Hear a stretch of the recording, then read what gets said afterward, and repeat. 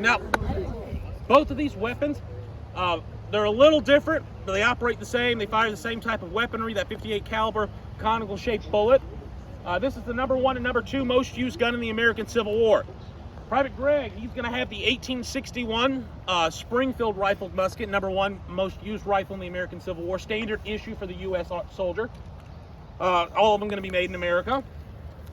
Shoots a 58 caliber, single shot, 58 caliber bullet. Mine's going to be a model 1853 Infield rifled musket. Again, this is the #2 most used gun in the American Civil War. If there was a standard issue for the Confederacy, this would have been it. Every single one of these were going to be made in England. England was selling to both sides. They didn't care who was fighting as long as they were paying. They were making money all the way to the bank as us silly colonialists fought one another for 4 years. $500,000 to the south and almost 1.5 million to the north. So the north would have used Infields as well. But again, these operate basically the same way, using the same drill. And what we're going to show y'all is loaded 9 times. This is a step-by-step process the soldiers would have learned in boot camp. So you can imagine soldiers lining all up as new recruits, fresh uniform, fresh musket, and you have a sergeant major walking up to them, which is the highest ranking NCO. He's been in the Army a while, and says, all right, boys, here's your musket. Here's how you load it. And step by step by step. And then they would practice loading and firing this until they could get, hopefully, 3 shots in a minute. Now, average on a battlefield is about 1 in a minute.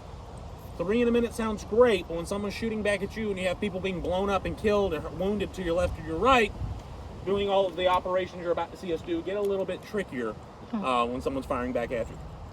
So the next step, or the next process, we'll just divide it so we can go see.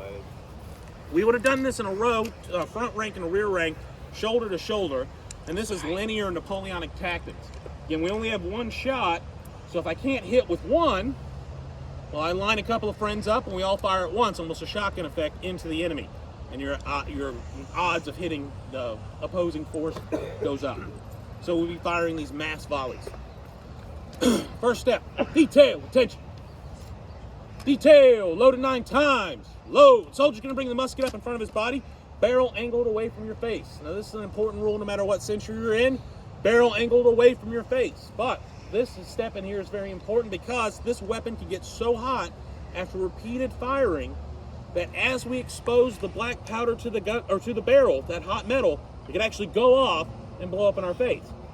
I've seen it happen in reenactments and it happened historically. So in the manual it says angle away, so you don't blow off anything that you don't want blown up. Next step, handle cartridge. He's going to reach inside that cartridge box and pull out one of those pre-rolled paper tubes.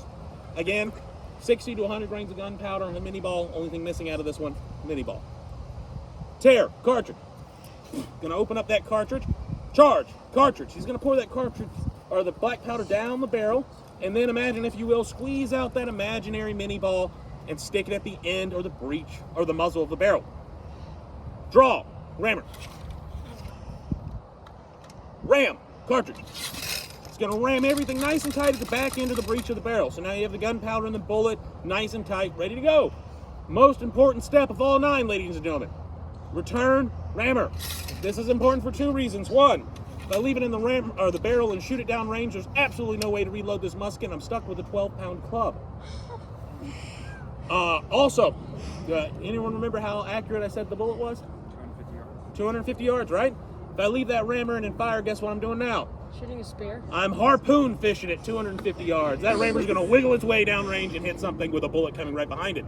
Again, happened historically, and I have seen it at reenactments. It's very unnerving to know you're not shooting bullets and then all of a sudden see something wiggle and the hit goes. No, we're not supposed to use rammers at large reenactments for that reason. But here, as you can see, we've returned our rammer, pinky at the base. We're really good at what we've done, so we're ready to go to the next step. It's going to be prime. He's going to bring the musket up in front of his body, take the hammer to half cock, which is kind of your safety. Take the old cap off if there is one. Reach inside your cap box and place a new one on the cone. And the last step of all 9, shoulder arms. I know this is anticlimactic, but there's a reason for this step as well. Imagine if we're in lines of hundreds of men. Chaotic battlefield the day before Facebook and walkie-talkies. How are you communicating along this long line of men? Well, all the soldiers would be given is the command, load. They'd hear that.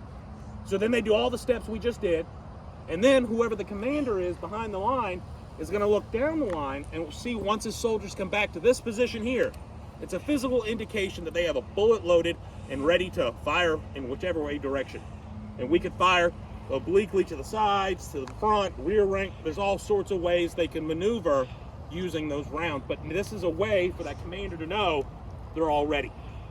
And the next 3 steps would be ready, aim, and fire. And at that point, I'm going to do it, but we're not going to fire yet. The soldier would be ready. He'd come back to the ready position, that last step we were at. He'd bring the hammer to full cock, aim, find your target downrange, and then fire. He'd pull the trigger, hammer would strike the cap would ignite the gunpowder and force that bullet out, and then we do it all over again. Now, we're going to do the last 3 steps fired downrange. And when we get to that position, we're all going to practice one good time.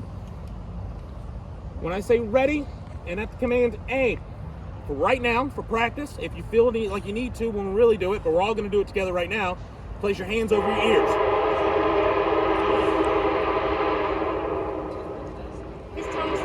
Did I mention the North Carolina Railroad came through the property in 1850?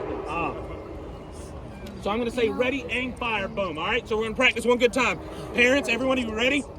Teachers, ready, aim, fire. No, this is me pointing to see if everyone had their ears. Let's try it again. You failed. Ready, aim.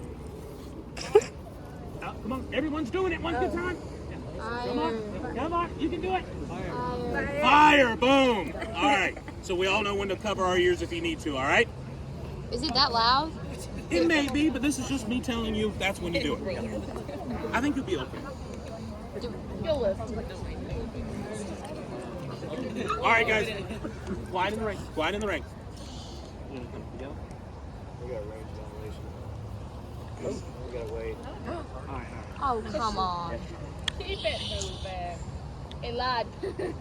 Keep on walking, lad. Roasting is sweet, nice time. Target practice. I do have that one historic bullet. No, let's not do that. But just to give you an idea, that range for a relatively untrained marksman would not be that hard. So when you're firing with weapons that are flintlock and smoothbore, which is the predecessor to these weapons, 50 yards was maybe a good day. So that was why you had these linear tactics and lining them all up and firing at once. But now, during the Civil War, you have 250 yards. You're still lining up men by the dozens and hundreds, and you're all firing at once. Instead of 1 out of 3 hitting something, every single one of those rounds is hitting a man. And then you're doing that again, back and forth, back and forth. And it's these weapons right here and the accuracy that leads to us developing trench warfare on a large scale, which will be with us in World War I, 50 years after the American Civil War. Only 50? Yes. No. Daddy's gone.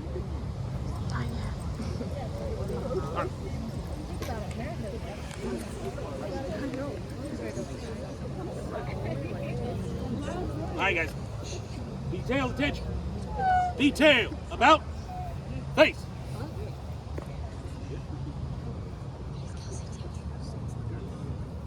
Detail, ready. Aim. Fire. Is it gonna be loud? Someone asked me. Detail, low. Quiet in the right. Quiet in the right.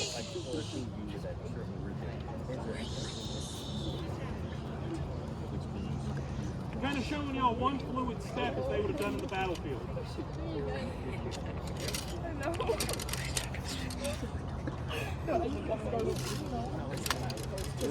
Be ready. Try.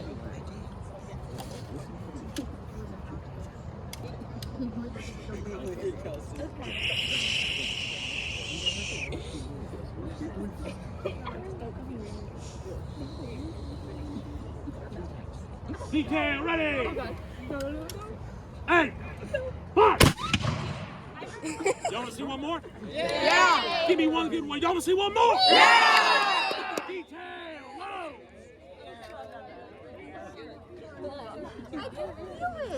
No, don't come here. It's not that loud. Right on the range. It's actually quiet.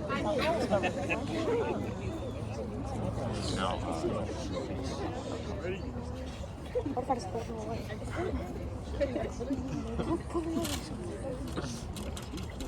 I do. I love it.